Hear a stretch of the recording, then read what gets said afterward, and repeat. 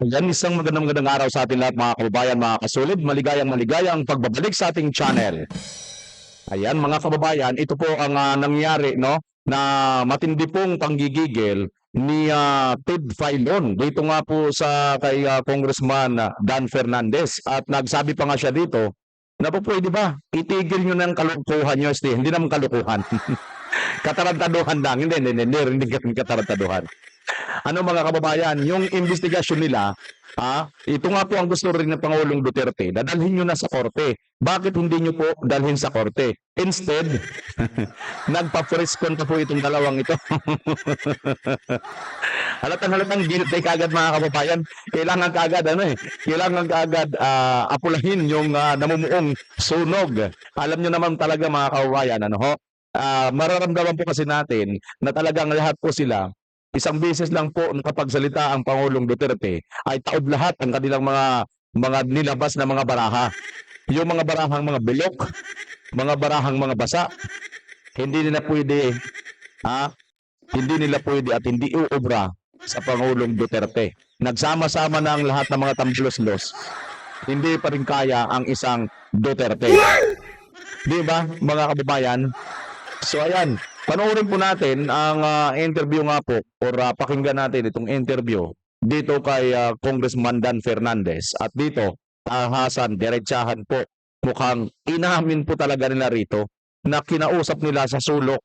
Sa sulok pala kinakausap itong witness bago pa nila isalang dyan sa kanilang huwadkon na yan.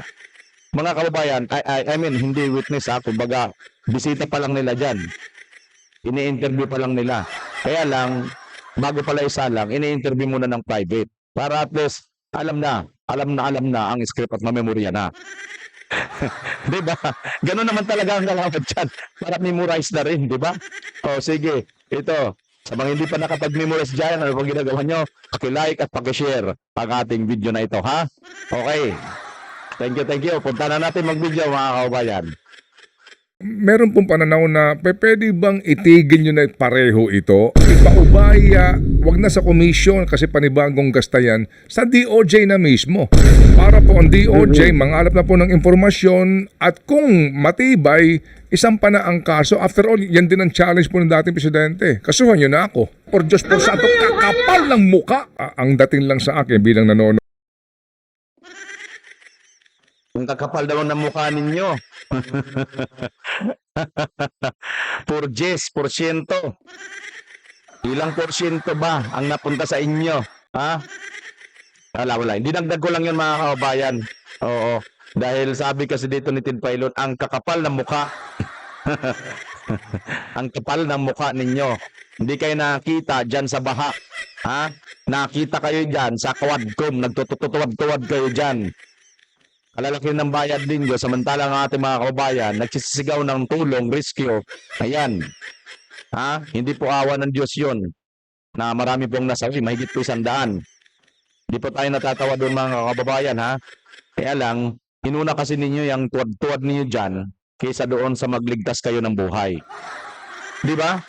Yun pong nangyari dito Yun naman talaga ang dapat yung panagutan Meron pong pananaw na pwede bang itigil nyo na pareho ito? Ipaubaya, wag na sa komisyon kasi panibagong gasta yan, sa DOJ na mismo.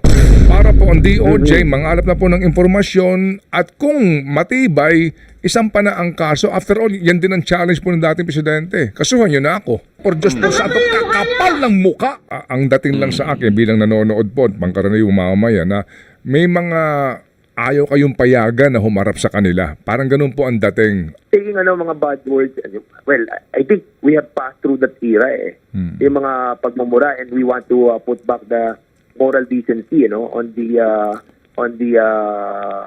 the public officials, I think meron talagang behind kay Colonel Grijaldo Yan daw po'y pinagsisinungaling ninyo. Si Grijaldo ho ba ay iimbitahan pa ninyo sa next hearing ninyo? Yan daw po ay pinagsisinungaling ninyo. Mahiya naman kayo sa buhok ninyo. Diba? Turuan ba naman ninyo isang kernel para magsinungaling? Oh, kung gano'n na ba katindi at gano'n na ba ang ano ninyo pagtingin sa mga pulis? No, gano'n na ba talaga kababa? Sabagay, yung iba hindi natin alam. Yung isa nga hindi lang mababa naghukay pa palalim Kilala niyo mga kababayan? Oh, sino tinutukoy ko? Comment nyo kung kilala niyo kung sino yung naghukay na yon. So, nung nakiusap si Colonel Garma na kausapin si Colonel Grijaldo kasi nga kaibigan nga daw niya. So, yun nga, pinatawag namin doon sa may likod para at least malaman kung totoo yung mga sinasabi ni Colonel Garma about doon sa kanya. Oh, saan daw niya pinatawag mga kababayan? Oh, maliwanag sa likod-likod. Sa sulok-sulok lang pala. Oh. Oy. May mga sulok-sulok at likod-likod pala dyan. Ano ibig sabihin yan? Gusto nyong i-briefing muna? Ay, booking. Booking na kayo. Wag na kayong, alam nyo, the more na nagpapalisot kayo, the more na lumulutang ang inyong katangahan. Yun ang totoo dyan. Ha? Napigit. So, sinabi naman niya na wala siyang alam doon sa reward system. As a matter of fact, Manong Ted, DJ Shen, inibita namin si Grijaldo precisely doon sa General Barayuga case. Yung pagpatay kay General Barayuga dahil siya ang chief of police ng Mandaluyong. So, unfortunately, nagulat kami nang umapir siya doon sa Senado at sinasabi nila na meron silang bombshell about doon sa amin. At ito pala yung bombshell nila. I think we're not giving so much importance doon sa ni Grijaldo. But unfortunately, Hindi kayo nagbibigay ng so much important dahil binuking kayo na may ginagawa kayong kalikuhan dyan. Yun ang totoo. meron siyang mga sinabi na coercion, harassment. Well, kung meron kaming ginawang coercion sa kanya, sa harassment, bakit hindi siya agad nagsalita? After nung sinabi namin yun, dahil naka-open na hearing kami. And nakakalungkot yun dahil nga I think nagagamit. Ako hindi po pwede magsalita kaagad yan, Kong. Andyan si Mr. Contempt nandyan mga bully. Ito, si bully, si Pastor Dila. Kumpleto kayo dyan Paano makakapagsalita ang tao? Wilson Chenwitson. Tuturo ka agad yung si MPA. Ito naman si Dila, didilak. Di ba mga kaubayan? Ganyan mangyayari dyan. Makakapagsalita ka pa kaya? Itong si Colonel Grijaldo. Why? Kasi unang-una, yun ang nga sinasabi ko na na-meet na namin to before pa lang ng Quadcom na kung saan hindi namin alam kasama siya ni Colonel Garma do sa meeting na supposedly hindi naman siya kasama dahil may sasabihin nga daw na importante sa amin si Colonel Garma. Hindi kasama. Yun pala yun. Hindi kasama sa script nyo.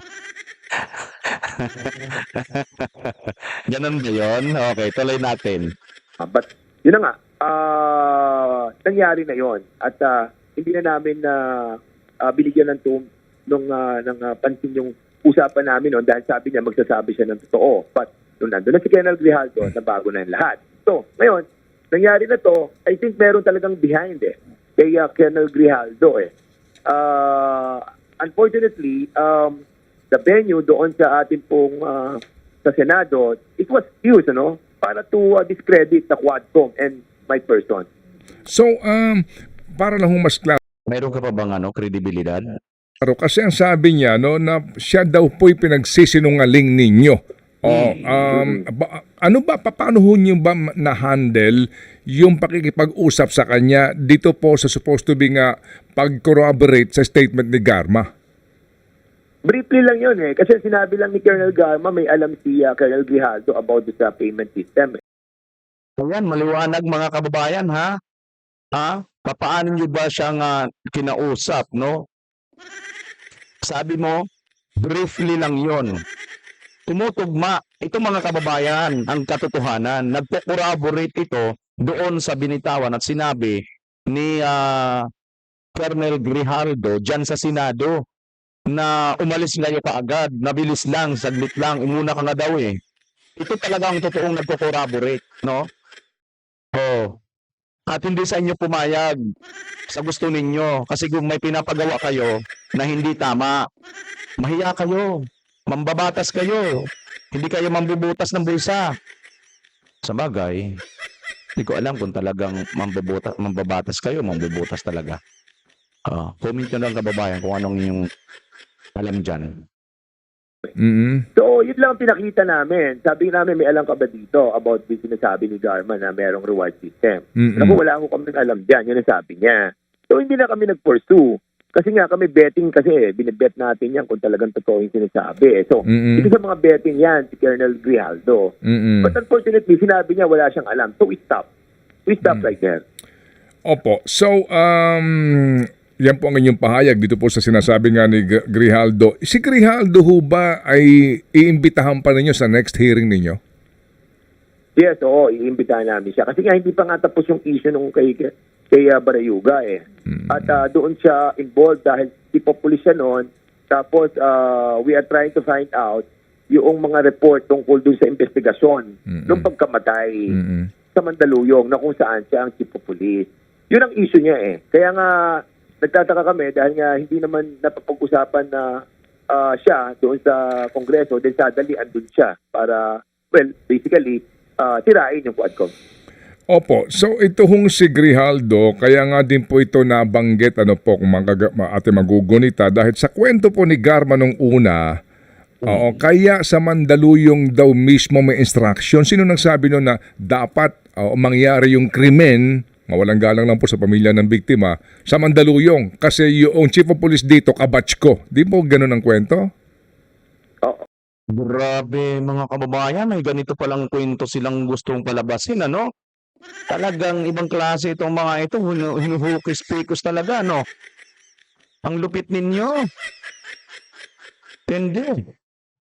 Parang may ganon, pero hindi ko masyado exactly ma-remember, no? Nakikita mo mga kababayan,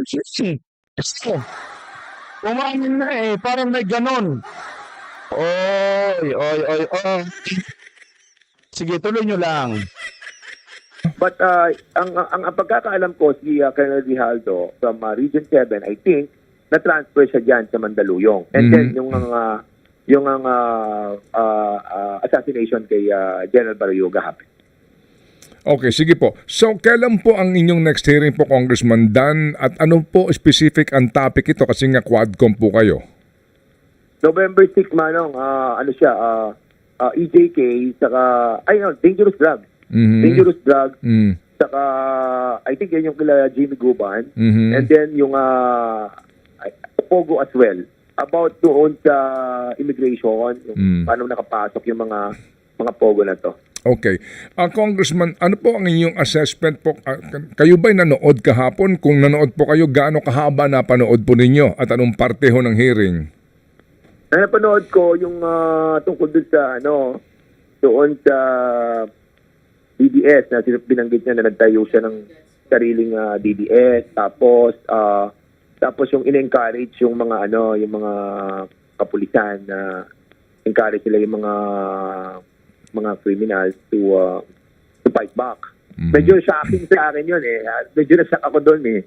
Na ito yung paraan para ma-neutralize sila, ma-negate sila ng mga kapulisan. So, basically, kung titignan mo, merong may infusion eh. May infusion yung encouragement sa mga police na para to fight back. And isa pa, yung mga taking mga bad words, well, I think we have passed through that era eh. Yung mga pagmumura, and we want to put back the moral decency, on the... No. Ha? Santong-santita, mga si Pastor Radila. Kasama ninyo dyan, kibabait ninyo. Hoy, maigi na yung nagmumura. Ngayon ko sa mga kurakot at mga kubat na katulad ninyo. Di ba? Isipin nyo na, mga flood control ninyo dyan sa inyong lugar, bakit pinagbababahaan yung mga lugar ninyo?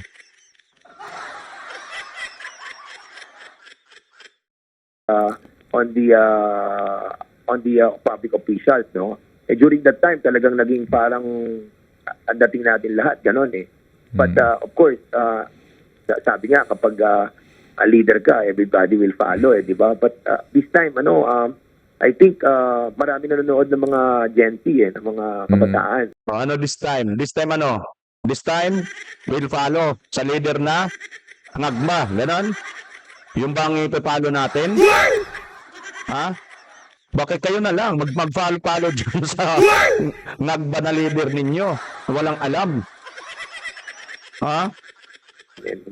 And they are talagang agas, no, sa mga ganong klase ng mga words. And ako, personally, kapag nangyari sa Kongreso yan, I will move to strike that out in the record of the Congress. Kasi nga, mababasa yan ng mga kabataan sa mga susunod na talinlahi.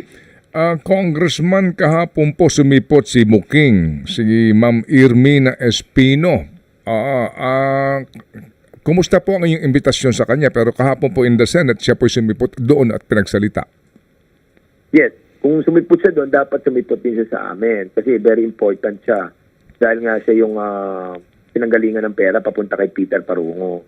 At yung Peter Parungo, hanggang ngayon, hinahanap yan dahil yung sinasabi, doon dumadaan yung pera. And we need to find out yung kanyang mga accounts, yung Petrobank, PS Bank, saka BPI, na binanggit niya. No? Kasi kailangan natin corroborate ang sinabi ni GM Garma. No? Naniniwala tayo sa kanya, but of course, hindi pa siya 100% because we need to find out yung corroboration ng mga sinasabi niya. Yung pong pagharap ng mga tumistigo po sa inyo, gaya po ni Garma, itong si Leonardo, at may isa pa silang hinahanap, no? Yeah, po. At sinasabi nga na dapat humarap din sa Senado. At kahapon po kasi, ang dating lang sa akin bilang nanonood po, pangkaraniwang mamamayan, na may mga ayaw kayong payagan na humarap sa kanila. Parang ganun po ang dating. Ano po yung reaksyon doon? Well, ang mga nadinig ko lamang, no, si Garma, si Leonardo. Si Garma kasi matagal na niyang kino-complain yung kanyang yung kanyang esophageal, sabi may lahi daw nila yon So hindi daw makalunok, sabi ng doktor namin, pagkain. That's the reason why pinayagan yun pa. So ngayon, naka-schedule daw siya ng I think dapat Sunday or Monday. But of course, they can invite her naman anytime. Yun naman kay Jimmy Guban na sinasabi, hindi ko alam that he was invited. Okay. But if he was invited, then wala naman reason para hindi siya papunta. Opo, Congressman Dan, ang dating po sa iba po na yung hearing kahapon ay parang pabulaanan ang mga lumabas na informasyon sa hearing po na ginagawa ninyo. Ganun ba rin po ang inyo pong pananaw dito, gaya po ng sinasabi ng iba? Yung hearing kahapon, basically po, ay para pabulaanan, yung mga informasyon na lumabas sa inyong hearing. Opo, ganun po. Opo, ganun po ang direksyon. Sa pananaw ng iba ang direksyon na naging hearing kahapon. Ano po inyong take doon? Yun, kasi nga kaya nga sinasabi namin kapag akusado ka or you're being accused of something, mahirap na talagang maging part ka ng investigation. Para kasing member ka ng jury and at the same time ikaw ay akusado, I think it will not work out. And that's the reason why ganun na nangyari doon sa Senate. But it's their own rules It's their own procedure and we cannot go against it. Pero ang sabi ho naman ng iba, kayo naman dyan sa House, yun din naman ang inyong agenda. Opo, na talagang dikdikin ang dating Pangulong Duterte kasama po ang kanyang mga kaalyado dito nga po sa issue on EJK. Ano po ang inyong take doon? Yun lang naman po sa amin kung yung mga nababalitaan natin dati, mga chismis about sa mga patayan, bayaran. Now na may nagsalita, we have to pursue wherever it takes us, as long as there are people na nagsasalita and na-corroborate. Remember, ang nagsalita ang una dito yung mga PPL. Kasi sinabi nila may binayaran sila ng tig 1 milyon. Nakatkong pa yung 1 milyon, 3 milyon yun. Tapos it was corroborated by Warden Padilla, nila Jimmy Portalesa. Tapos kinorroborate niya yun ni Colonel Garma and ni Commissioner Leonardo. So basically, dumidiretso Ngayon, kung ang sinasabi nila is something that medyo may politika, I think it's not kasi nga yung ating mga biktima din dito at ang dami pala, hindi pala 7,000, it's running around 20,000. Kaya yun ang nakakabahala sa atin. Opo. Congressman, ito po. Kasi may mga nagpapanukala ng Truth Commission dito sa nangyari pong madugong war on drugs, no? May mga ganon. Pero ngayon po, dalawang kapulungan ng Kongreso is exerting effort and consuming too much time, no? Po sa gobyerno sa hearing na ito sa iisang subject matter. Meron pong pananaw na pwede bang itigil nyo na pareho ito, ipaubaya, wag na sa komisyon kasi panibagong gastayan, sa DOJ na mismo. Para po ang DOJ mangalap na po ng impormasyon at kung matibay, isampa na ang kaso. After all, yan din ang challenge po ng dating presidente. Kasuhan nyo na ako. What do you think? Tama yun. Kasi nga, kung matatanda mo yung ating Yun, tama yun. Di ba? Yun ang challenge ng ating Pangulong Duterte. Itigil nyo na yan. Ha? Kailangan, diretso na kaagad mag-file na kayo ng kaso. Huwag nyo nang patagalin kasi nga, mas lalo lang adding insult to the injury sa kaban ng bayan yan. Yan ang totoo dyan, mga kababayan. Ha? Pero dito, maliwanag na talagang mayroon po talaga kayong ginagawa dyan para mag-corroborate lahat. At isa na yan sa ginagawa ninyo, yung pakausapin nyo muna, bibriefing nyo muna, yung inyong resource person dyan. Diba? So ngayon, ang akala ninyo, makakalusot kayo sa lahat ng mga pulis, ang akala ninyo ay kaya ninyong hamakin ng katulad niyan. Hindi eh. Mayroon palang pulis na naninindigan na dapat tumindig sa katotohanan at hindi sa mga ginagawa ninyong kalokohan. Ayan mga kababayan, ang ating na-reaksyonan dito. Anong inyo masasabi? Kayo ba ay naniniwala? At ano bang yung suggestion? Marapat ba na pigilan na ng kongreso yan na tuwad-tuwad nila dyan? At ganun din naman sa Senate. At pag-isahin na ito, kung mayroon naman silang matibay na mga ebidensya dyan, yan din naman ang request at kagustuhan ni Pangulong Duterte, no? Diretso na dyan sa korte. Mag-file na kayo, total. Huwag nyo nang anuhin yung corroborate na yan. Pinapatagal nyo lang, dinadagdagan nyo lang ang gastos ninyo dyan. Ha?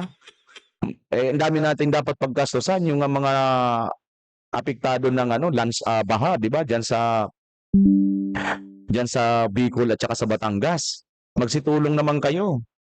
Alam mo mga mukha ninyo. Wag kayo magtulong na may mga pangalan ninyo. May mga tarita pa kayo dyan. Pangalan pa ni Martin. So, yung yung tarpaulin ninyo na may mga pangalan. Tularan ninyo si BP Inday na yan, Office of the Vice President lang. Walang pangalan ng Duterte. Okay? Para naman mahalig kayo ng tao. Tingnan mo ang ating Tatay Digong kahit nakabaston na, sumugod papunta doon sa Batangas. Yung yung bangag nyong Pangulo, anong nangyari? Ayun, kailangan pang mga tao magkaroon ng utang na loob na binisita sila. Kailangan daw magpasalamat pa sila. Kakapal ng mga mukha ninyo. Mga kababayan, kayo nang bahalang mag-komentaryo dito kung ano ang inyong masasabi. Comment nyo sa baba at pag-uusapan natin, dibasahin natin yan. This is BMR Channel, pansamantala magpapaalam, Pilipinas, God first.